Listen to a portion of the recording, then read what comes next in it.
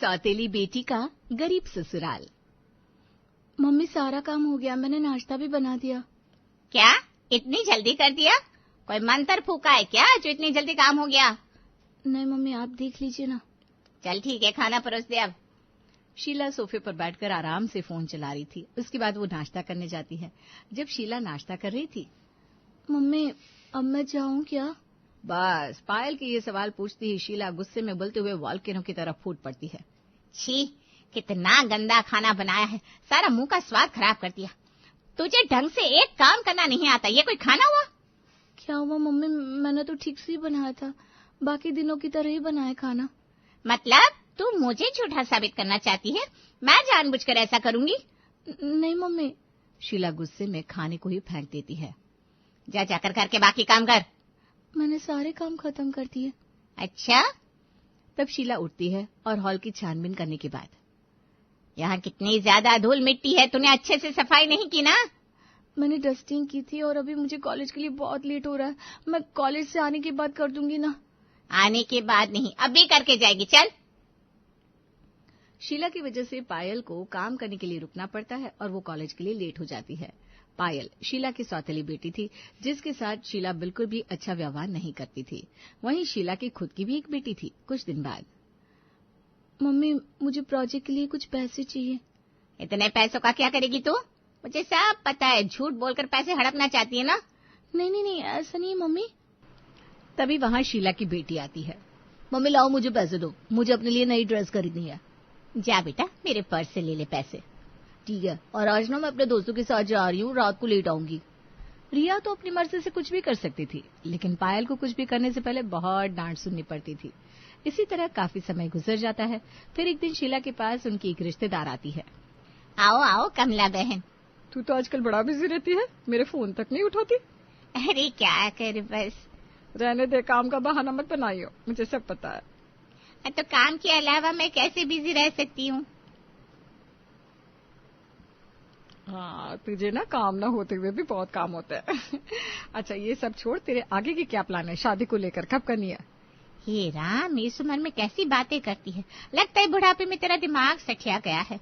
मैं भला शादीशुदा होते हुए शादी के बारे में कैसे सोच सकती हूँ? ये भगवान, दिमाग मेरा नहीं तेरा सठिया गया है। मैं भला तेरी शादी की बात क्यों करूंगी? मैं तेरी दोनों बेटियों के बारे में बात कर रही हूँ। अच्छा तो ऐसे बोलना, आधी अधूरी बात बोलेगी तो समझ थोड़ी ना आएगी। अच्छा ठीक है, जल्दी बता। मेरे पास कुछ लड़कों के रिश्ते हैं। अच्छा ला फोटो दिखा। कमला कुछ लड़कों के फोटो दिखाती है। देख, ये लड़का दिखने में कितना अच्छा है। हाँ, लेकिन कमाता कितना है? नॉर्मल सी प्राइवेट कंपनी में जॉब करता है। कोई अच्छा सा रिश्ता दिखा। कुछ और रिश्ते देखने के बाद, हाँ ये हुई ना बात। लड़का दिखने में भी अच्छा है, फैमिली बैकग्राउंड भी बहुत अच्छा है, और सबसे बड़ी बात लड़के की बहुत अच्छी नौकरी है, अमीर भी होंगे। मुझे ये लड़का पसंद आ गया, लेकिन मैं इसके बारे में अच्छे से जांच पड़ताल करूंगी पहले।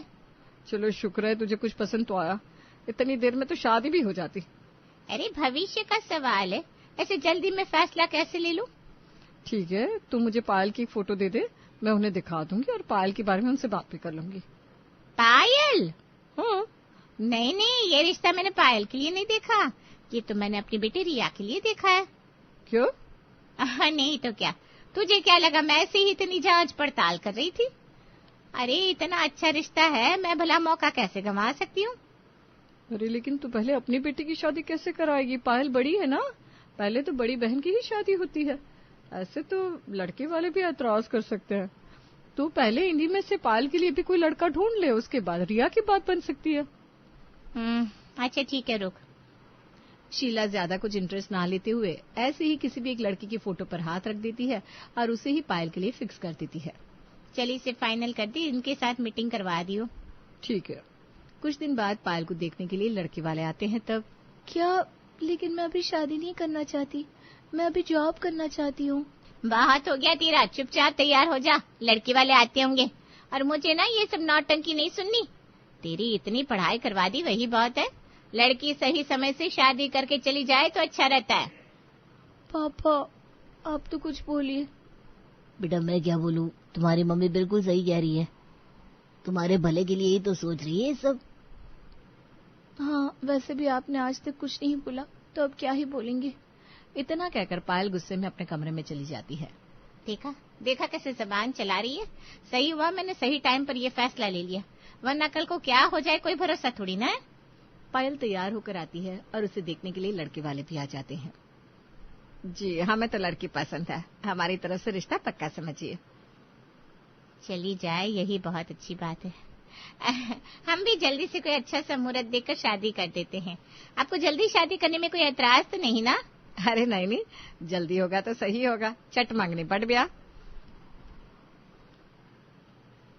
बस एक तरफ पायल की शादी की तैयारियां हो जाती है और वहीं दूसरी तरफ रिया का भी शीला की पसंद की जगह रिश्ता फिक्स हो जाता है। शीला सबसे ज्यादा इस बात से खुश थी कि उसकी बेटी की शादी बहुत अच्छे घर में हो रही है। समय गुजरता है, दोनों बहनें शादी के कुछ समय बाद घर वापस आती हैं। माँ देखो, मेरे ससुराल वालों ने कितने गिफ्ट्स भेजे हैं। वाह, तेरे ससुराल वाले तो है ही अच्छे, तू भी तो अच्छी है बिटिया। उनके तो भाग खुल गए जो उन्हें तेरे जैसी प्यारी फूल जैसी बच्ची मिली है। तेरे जैसी लड़की मिलना सबके नसीब में नहीं होता, बहुत किस्मत वालों को ही ऐसा सौभाग्य मिलता है। वो तो है मम्मी। अच्छा और बता अपने ससुराल के बारे में। हम ना हनीमून पर स्विट्जरलैंड गए थे। वाह मेरी बच्ची, कमाल हो गया। तुम कहाँ गई थी पायल? हम तो बस शिमला गए थे। अरे शिमला तो यहीं पड़ोस का हो गया। अच्छा रिया, तू मुझे फोटो भेजियो, मैं सबको बताऊंगी कि तू स्विट्जरलैंड गई थी।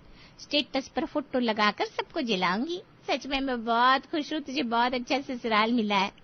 शीला जानबूझकर पायल को ताना मार रही थी, लेकिन शीला इस बात से अनजान थी कि उसे एक बहुत बड़ा सरप्राइज मिलने वाला था।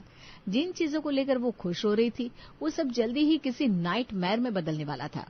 कुछ दिन बीत जाते हैं और फिर एक दिन रिया उनके घर आती है। अरे बेटा, आज अचानक ऐसे कैसे आना हुआ? तूने आने से पहले बताया भी नहीं। वो मम्मी, मुझे ना आपकी मदद चाहिए, इन्हें कुछ रुपयों की जरूरत है। क्या आप मुझे पैसे दे सकती हैं? अरे हाँ बेटा, इसमें भी भला पूछने वाली क्या बात है। बता कितने पैसे चाहिए? 50,000। है? इतने पैसों का क्या करेगी बिटिया? मम्मी बस ज्यादा सवाल मत पूछो, अभी मैं कुछ नहीं बता सकती।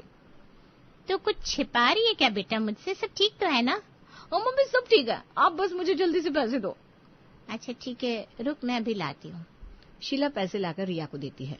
ले बेटा। ठीक है, मैं चलती हूँ। अरे इतनी दूर से आई है, थोड़ी देर बैठ जा। नहीं मम्मी, अभी ज्यादा देर नहीं रुक सकती, अभी मुझे जाना होगा। अरे लेकिन। शीला की बात सुने बिना ही रिया वहाँ से चली जाती है। पता नहीं कैसी लड़की है, तूफान की तरह आती है, तूफान की तरह चली जाती है। भगवान जाने इसकी माया। कुछ दिन गुजरते हैं और फिर एक दिन रिया शीला को फोन करती है। Mummy mummy. अरे क्या बात है बेटा, ऐसे रो क्यों रही है? मम्मी बहुत बड़ी गड़बड़ हो गई, जल्दी से यहाँ आ जाओ, कुछ भी ठीक नहीं चल रहा है। अरे क्या हुआ बेटा, मुझे बता तो सही। मम्मी आप पहले यहाँ आ जाओ, उसके बाद आपको सब बताऊंगी। हाँ बेटा, आ रही हूँ मैं। शीला की बात पूरी हो पाती उससे पहले ही कॉल कट हो गया। रिया को ऐसे रोता देखकर शीला का दिल तो घबराहट के मारे जोर जोर से धड़क रहा था। उसे बेचैनी होने लगी और अफरा तफरी में उसने अपने पति को बुलाया। क्या बात है? रिया के ससुराल चलना होगा। भगवान जाने क्या समस्या आ गई, बस रोए जा रही थी, मुझे तो कुछ बताया ही नहीं। तुम चिंता मत करो, हम अभी चलते हैं। हड़बड़ाते हुए शीला और रमेश दोनों रिया के ससुराल पहुंचते हैं और उसे दरवाजे के बाहर ऐसे रोता हुआ देखकर। क्या बात है बेटा, तू बाहर क्या कर रही है? मम्मी उन्होंने मुझे घर से निकाल दिया, भाभी कुछ करो। चल चल हम उनसे बात करते हैं। सब घर के अंदर आते हैं। क्या आप नहीं जानती हम क्यों कह रहे हैं? जी नहीं, हम कुछ नहीं जानती।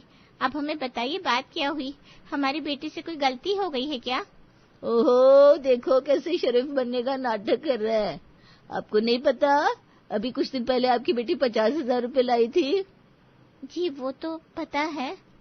तो उसने आगे भी बताया होगा कि इतने पैसे से हमारा कुछ नहीं होगा, हमें और मोटी रकम चाहिए। जी मैं कुछ समझी नहीं। लो जी समझाओ इन्हें। अरे मम्मी जी शरीफ मत बनिए, लड़की वालों का कुछ फर्ज होता है लड़के वालों को देने का। हम दहेज के बारे में बात कर रहे हैं। दहेज? जी हाँ।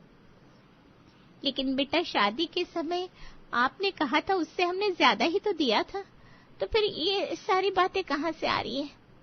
लगता है आपकी बेटी ने आपको कुछ बताया नहीं है। कोई बात नहीं, बहन जी देखिए, उस समय हम आपको ज्यादा परेशान नहीं करना चाहते थे, क्योंकि कुछ दिन पहले ही आपने दूसरी बेटी की शादी की थी, इसलिए हमने ज्यादा बर्डन नहीं डाला।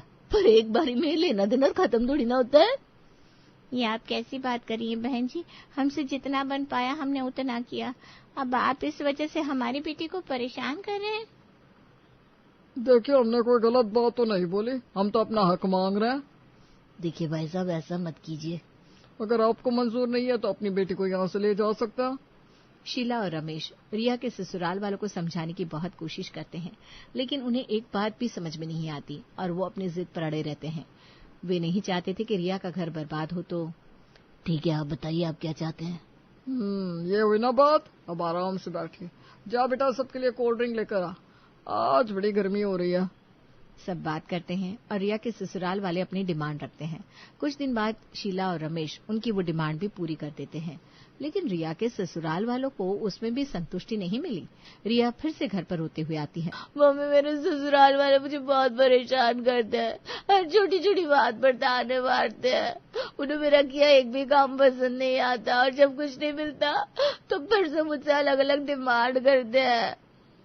कोई बात नहीं बेटा, तो फिक्र मत कर, हम है ना तेरे साथ। हम उससे दोबारा बात करेंगे। हाँ, शीला और रमेश दोबारा बात करने जाते हैं। बहन जी, मैं कह रही थी रिया अभी बच्ची है, अगर इससे गलती हो जाती है तो आप इसे प्यार से समझा दीजिए। समय के साथ साथ सब ठीक हो जाएगा। देखिए, आप तो हर छोटी छोटी बात में अपनी बेटी की साइड लेने आ जाते हैं। अब अगर इसकी गलती होगी तो हम तो इसे टोकेंगे ही। हमें कोई शौक नहीं है बिना वजह कुछ कहने का। देखिए जी, हमें पता है हम क्या कर रहे हैं।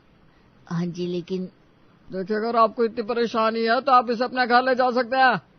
ये बात सुनकर शीला और रमेश को बहुत गुस्सा आता है, लेकिन वो कुछ नहीं कहते। वे रिया का घर बर्बाद नहीं करना चाहते थे। जैसे तैसे मैटर थोड़ा सॉल्व होता है। कुछ दिन बाद शीला के पास पायल की सास का कॉल आता है। अरे अभी इसका फोन क्यों आ रहा है? यहाँ पर इसने कुछ गड़बड़ तो नहीं करती? अगर कुछ हुआ होगा तो मैं कुछ नहीं करने वाली। शीला फोन उठाती है। हाँ जी, नमस्ते बहन जी, कहिए कैसे याद किया आपने? मैंने आपको इनविटेशन देने के लिए फोन किया है। इनविटेशन? जी हाँ, कल आप सबको खाने पर आना है। हमने छोटी सी पार्टी रखी है। कल पायल और रजत की शादी की सालगिरह है ना, इसलिए। आपको याद नहीं? अरे हाँ, याद है ना मुझे। तो बस फिर आप आ जाना, हम कल मिलते हैं। कॉल कट होने के बाद सालगिरह है। अगले दिन शीला और रमेश पायल के ससुराल आते हैं। आइए आइए, आपका स्वागत है। तभी वहाँ रजत भी आ जाता है और उन दोनों के पैर छूता है। नमस्ते मम्मी जी, पापा जी, आइए अंदर आइए। घर में छोटी सी पार्टी थी, बस कुछ ही मेहमान आए थे। थोड़ी देर बाद केक कट होता है। तब देखो तो, हमारा रजत शादी के बाद से कितना खिला खिला रहने लगा है। पहले कितना शर्माता था और अब देख लो। सच कहा, सब पायल बहू का ही जादू है। अरे भाई, आखिर बहू किसकी है? मेरी बेटी है ही इतनी प्यारी। पायल के ससुराल वाले उसकी बहुत तारीफ कर रहे थे। ये सब सुनकर रमेश को तो अच्छा लग रहा था, लेकिन शीला को सब खटक रहा था। पार्टी खत्म होने के बाद, ये आप सबके लिए। अरे इतना सब लाने की क्या जरूरत थी आपको? देखिए, इतना तो हमारा फर्ज बनता है, हम लड़की वाले हैं तो। शांति शीला की बात को बीच में ही काटते हुए कहती है। देखिए जी, आपने हमें सबसे कीमती चीज दे दी, उसके अलावा हमें और भला क्या ही चाहिए। हमें इतनी प्यारी बेटी दे दी, बस इतना ही फर्ज बनता है। ये बात सुनकर कहीं ना कहीं शीला को बहुत अच्छा लगा। ये बात सुनने के लिए मानो उसके कान तरस गए थे। जो उसने कभी अपनी बेटी के ससुराल से नहीं सुनी, वो बात पायल के ससुराल वालों ने कही। शीला और रमेश घर वापस आते हैं। तब काश रिया के ससुराल वाले भी ऐसे होते। हर रोज रिया के ससुराल से फोन आता है, हमेशा कभी कुछ गड़बड़ तो कभी कुछ, लेकिन आज तक पायल के ससुराल से कभी शिकायत का फोन नहीं आया। सही कहा तुमने, हमारी रिया बिटिया भी बहुत परेशान है। एक भी दिन चैन से नहीं जाता, किसी भी दिन उनका कॉल आ जाता है। बस अगले ही दिन रिया के ससुराल से फिर से कॉल आ जाता है। फिर से उनकी वही शिकायत, वही कलेश। शीला ने बहुत कोशिश की और बहुत मिन्नतें करने के बाद भी रिया के ससुराल वालों में कोई बदलाव नहीं आया। वो ज्यों के त्यों ही रहते हैं। परेशान होकर कुछ दिनों के लिए शीला रिया को घर ले आती है। पता नहीं कौन सी ऐसी मनहूस घड़ी में तेरा रिश्ता उससे किया था मैंने, सब मेरी ही गलती है। कोई बात नहीं मम्मी, इतना मत सोचो। आपने तो मेरा अच्छा देखकर ही सब किया था, अब किस्मत को ही कुछ और मंजूर था। कुछ दिन बाद जब शीला और रिया बाजार जाते हैं तब देखो मम्मी, पायल और जीजू। कहाँ है? वो देखो वहाँ गोलगप्पे खा रहे हैं। वहीं थोड़ी दूर एक रेडी पर पायल और रजत गोलगप्पे खा रहे थे। बस कीजिए, मुझे अब और नहीं खाना। ऐसे कैसे नहीं खाना? तुम्हें गोलगप्पे बहुत पसंद है ना, जितना तुम्हारा मन करे उतना खा सकती हो। अच्छा जी। चलो देखते हैं कौन ज्यादा गोलगप्पे खा पाएगा। शर्त मंजूर है। पायल जल्दी जल्दी गोलगप्पे खाती है, जिसकी वजह से उसके ऊपर सारा पानी गिर जाता है और उसे देखकर रजत हंसने लगता है। बड़ा होशियार है ना आपको, बाद में बताती हूँ मैं। अच्छा बाबा। दोनों बहुत हंस रहे थे। उन्हें हंसता हुआ देखकर कम से कम उसका पति उससे प्यार से बात तो करता है। सब मेरी वजह से हुआ बेटा, मैंने ही हमेशा भेदभाव किया था ना, मैंने गलत इरादे से सब किया, इसलिए आज ऐसा हो रहा है।